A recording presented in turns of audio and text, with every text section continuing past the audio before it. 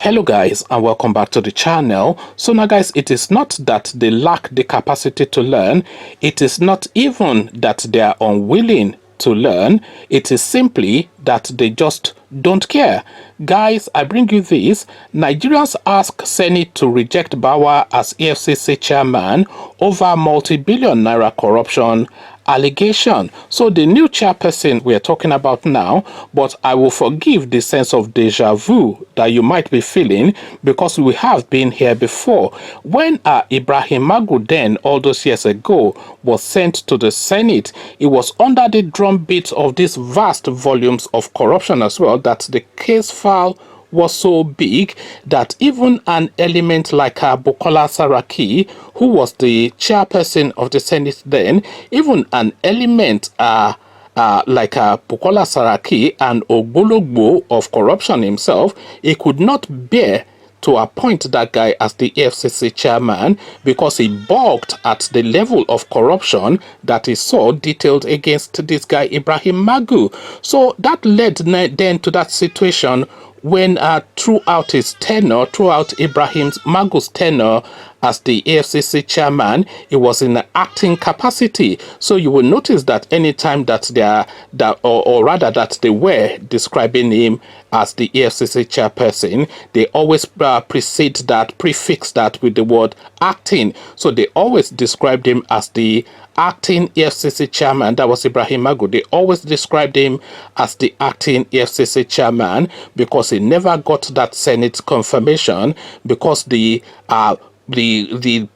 evidence and all of the allegations or the plethora of allegations of corruption against this guy were so vast that the Senate could not bear to confirm him. So the same set of circumstances repeat. That is what then informs that sense of deja vu that you might be feeling.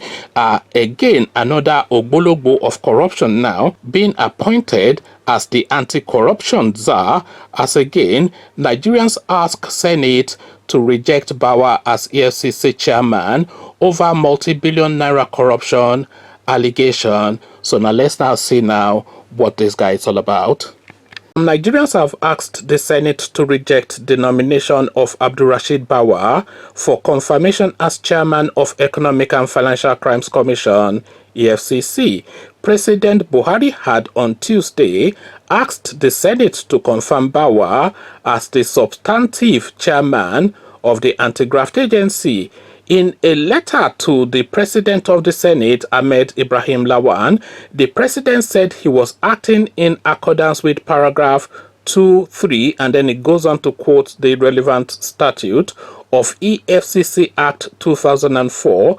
A statement by Femi Adesina, presidential spokesman, reads, but some Nigerians on social media asked the president to rescind his decision on Bawa.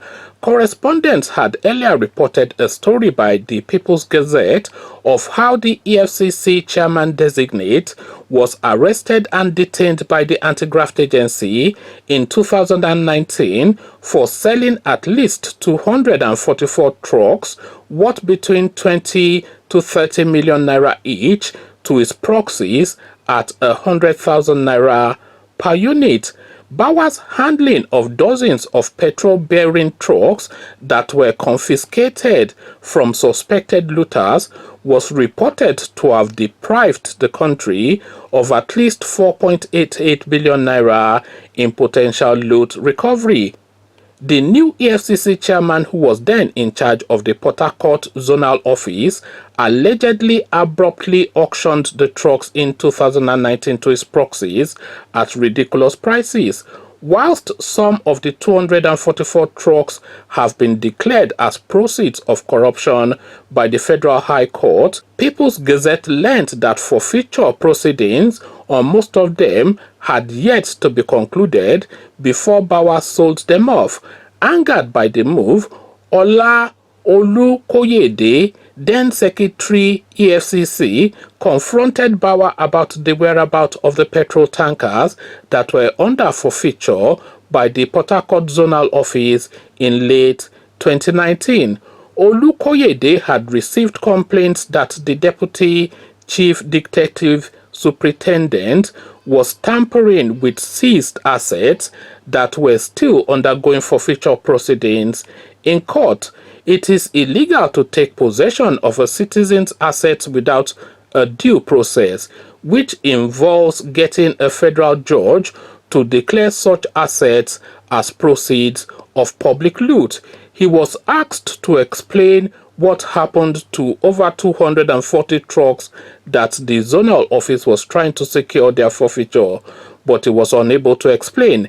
A source said, the source said Bauer initially told Olukoyede that he got the directives to sell the trucks from the then acting chairman Ibrahim Magu, but he declined to write that claim.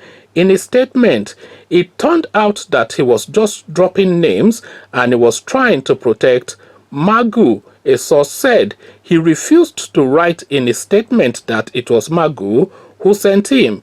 The source said Olukoyede immediately called Magu, who was away on official trip at the time, with details of what transpired in Port Harcourt. After concluding his findings, Olukoyede returned to Abuja, expecting Magu to take action upon his return from the trip. When Magu returned, it was learnt he made an urgent trip to Port Harcourt, and Bauer was removed as the zonal head the next day. He was ordered to be detained in Port Harcourt for several days, another source familiar with the matter said. He was then asked to report at the training school in Abuja, which we thought would be the end of his career. Reacting to the allegations, a Twitter user, Daniel Riga, said, with all due respect, I believe a lot of people are more qualified than Abdulrashid Bauer to become the next EFCC Lagos branch boss. I see no reason why someone who was arrested and exposed for his criminal act should occupy such office. The government should stop playing politics. Another user, a trained EFCC investigator who was also formally arrested by Magu's EFCC for oil theft, to replace Magu as EFCC chairman. Wait, are you sure Abubakar Shekau's name won't be sent to the Senate for confirmation? Just asking. Another user, if there is a Senate for Nigeria, the confirmation will be denied, but there is none but a Buhari Senate. Sad. Another user, must we accept disappointment? Is it only the North that must head the EFCC? Have we all been tied in one place at the mercy of this bad governance? In sane democracies, the citizens would have a say, but here, those in power do anything they like without looking back. Things have to change. Another user, imagine people being selected from Nigerian president since all this while. First, it was the Chief of Army Staff who was fired for not leading the war against Boko Haram. Now someone who is official thief. Nigeria. So I don't know what that means, but that was how it was written.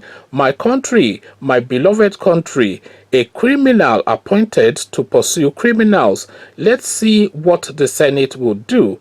Another user said. So that is the long and short of it. It never changes within the Nigerian space. And of course, all of the comments that we're hearing from Twitter users are pretty much the sentiments of all of us. So of course, the appointment was always going to be to a Northern Fulani man. This is how they operate, and that would never change. But now this Olukoyede that exposed this guy is in real danger now, because the moment that guy seizes that seat, that office, that would not only be the end of that Olukoyede's career, but that Olukoyede is almost certain to get some jail time under one pretext or the other. So a guy that effectively stole 244 trucks is the person now that is the lead face of the Nigerian anti-corruption crusade under a government that was trumpeted in as an anti-corruption government. So this is strike two now, just in terms of EFCC. We're not counting all of the failed appointments that they have had, but this is strike two now under this a particular EFCC structure. First, we have Ibrahim Magu, a notorious thief, and the end of him, of course, was still mired in corruption. So he came in under controversial corruption charges, and he left his office under even more controversy, corruption related. So the next person then that you would think they would choose to appoint has to be squeaky clean, to at least cleanse the place and give the appearance that they have learnt the lesson from Ibrahim Magu. But then, of course, they are, as I always say, they are fishing from a very narrow pool. They will only ever appoint a Fulani man into that position, and the choice amongst the Fulani people, they are not that plentiful, and the choices that they have will always be elements like Ibrahim Magu and now this Bawa, who have just been slotted into a position because they know one or two words in English. They have elevated them to beyond their capacity, and all they understand is just to loot this money, because they don't really consider Nigeria, they consider Fulani. They are Fulani men out on a rob in a place called Nigeria, and rob they will, and they will rob the place dry. So this now is a guy, I cannot believe that this was not presented, because if it's that high profile situation, then this would have been presented in his case files before he was then put forward to the to the Senate. Does Buhari even read the case files that are presented to him, or do his handlers? We know that Buhari does not read, and almost certainly cannot read now, you know, because of he's debilitated anyway. Even when he was in full function, he could not read. So he's debilitated to that point that he doesn't really cohere anymore.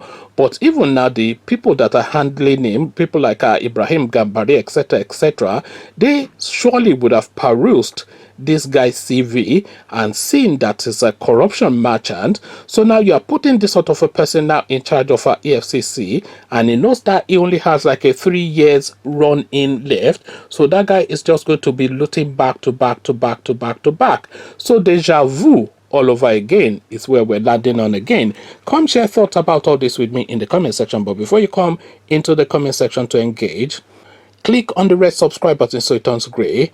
The bell button notifies you every time I drop a new video. Click on like as well, because that helps with the YouTube algorithm. So I started by saying that it is not that they cannot learn, and it is not that they refuse to learn.